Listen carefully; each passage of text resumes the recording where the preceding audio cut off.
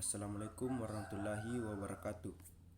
Perkenalkan, nama saya Firmansyah dari kelas E Ilmu Pemerintahan semester 5. Jadi saya akan membahas tentang sosiologi korupsi.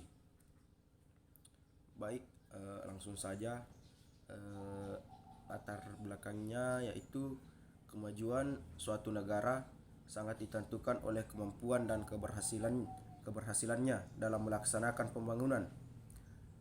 Pembangunan sebagai suatu proses perubahan yang direncanakan mencakup semua aspek kehidupan masyarakat.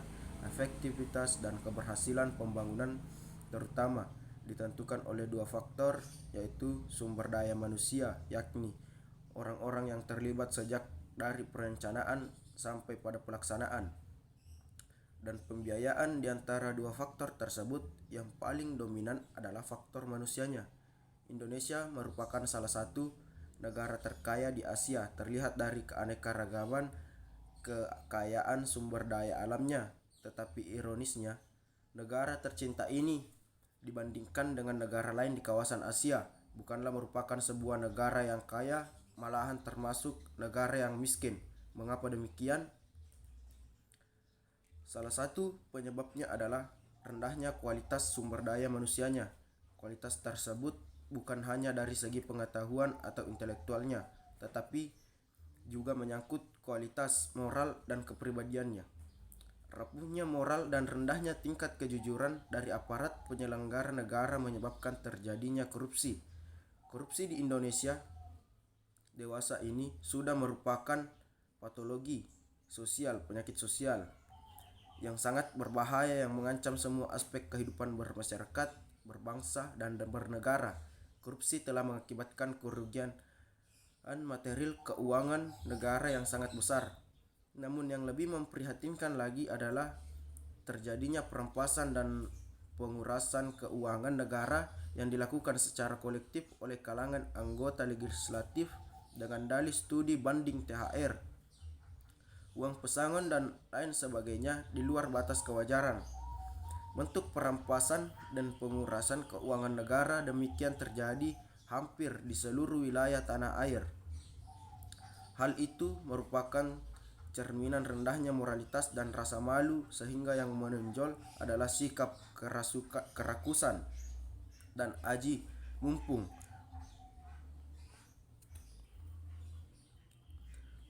Persoalannya adalah, dapatkah korupsi diberantas? Tidak ada jawaban lain kalau kita ingin maju. Adalah korupsi harus diberantas. Jika kita tidak berhasil memberantas korupsi atau paling tidak mengurangi sampai pada titik nadir yang paling rendah, maka jangan harap negara ini akan mampu mengejar ketertinggalannya dibandingkan negara lain untuk menjadi sebuah negara yang maju. Karena korupsi membawa dampak negatif yang cukup luas dan dapat membawa negara ke jurang kehancuran. Jadi landasan teori pengertian korupsi. Secara teoritis, kata korupsi berasal dari bahasa Latin corrupere, yang artinya busuk, rusak, menggoyahkan, memutar balik atau menyogok. Menurut Dr. Kartini Kartono, korupsi adalah tingkah laku individu yang menggunakan wewenang dan jabatan guna mengeduk keuntungan dan merugikan kepentingan umum. Korupsi menurut Huntington 1968 adalah perilaku pejabat publik yang menyimpang dari norma-norma yang diterima oleh masyarakat, dan perilaku menyimpang ini ditujukan dalam rangka memenuhi kepentingan pribadi. Maka dapat disimpulkan, korupsi merupakan perbuatan curang yang merugikan negara dan masyarakat luas dengan berbagai macam modus. Banyak para ahli yang mencoba merumuskan korupsi, yang jika dilihat dari struktur bahasa dan cara penyampaiannya yang berbeda, tetapi pada hakikatnya mempunyai makna yang sama. Kartono 1983 memberi batasan korupsi sebagai tingkah laku individu yang menggunakan wewenang dan jabatan guna mengeduk keuntungan pribadi, merugikan kepentingan umum dan negara. Jadi korupsi merupakan gejala salah pakai dan salah urus dari kekuasaan demi keuntungan pribadi. salah urus terhadap sumber-sumber kekayaan negara dengan menggunakan wewenang dan kekuatan-kekuatan formal, misalnya dengan alasan hukum dan kekuatan senjata untuk memperkaya diri sendiri. Korupsi terjadi disebabkan adanya penyalahgunaan wewenang dan jabatan yang dimiliki oleh pejabat atau pegawai demi kepentingan pribadi dengan mengatasnamakan pribadi atau keluarga, sanak saudara dan teman. Wertham dalam Lubis 1970 menyatakan bahwa seorang pejabat dikatakan melakukan tindakan korupsi bila ia menerima hadiah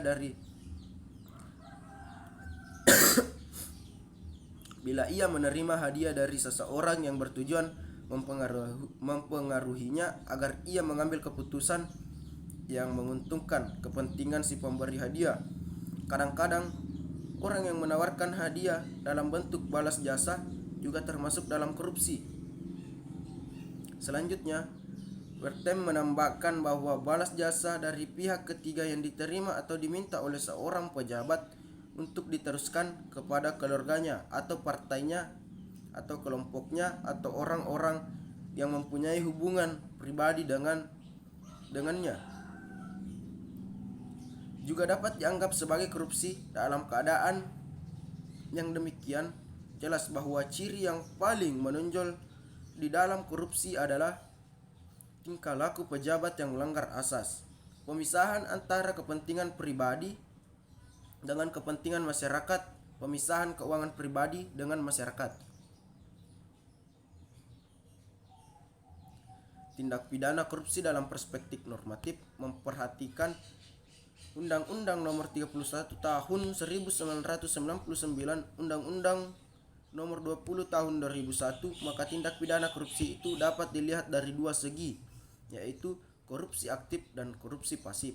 Adapun yang dimaksud dengan korupsi aktif adalah sebagai berikut: secara melawan hukum, memperkaya diri sendiri atau orang lain atau korporasi yang dapat merugikan keuangan negara atau perekonomian negara, pasal 2 Undang-Undang Nomor 31 Tahun 1999, dengan tujuan menguntungkan diri sendiri atau orang lain atau korporasi yang menyalahgunakan kewenangan, kesempatan atau dapat merugikan keuangan negara atau perekonomian negara, pasal 3 Undang-Undang Nomor 31 Tahun 1999.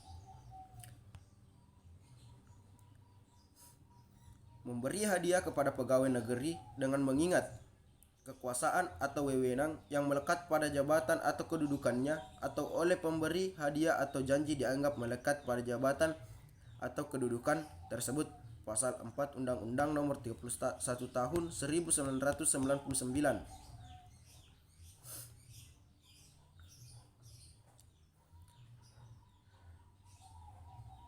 Pegawai negeri atau penyelenggara negara yang dengan dimaksud menguntungkan diri sendiri atau orang lain secara melawan hukum atau dengan menyalahgunakan kekuasaannya memaksa seseorang memberikan sesuatu atau menerima pembayaran dengan potongan atau mengerjakan sesuatu bagi dirinya sendiri, pasal 12 Undang-Undang Nomor 20 Tahun 2001.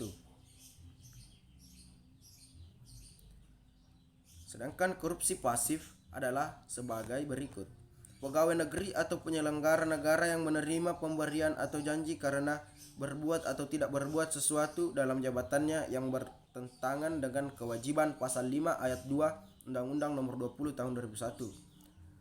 Hakim atau advokat yang menerima pemberian atau janji untuk mempengaruhi putusan perkara yang diserahkan kepadanya untuk diadili atau untuk mempengaruhi nasihat atau pendapat yang diberikan berhubung dengan perkara yang diserahkan kepada pengadilan untuk diadili, pasal 6 ayat 2 Undang-Undang Nomor 20 Tahun 2001.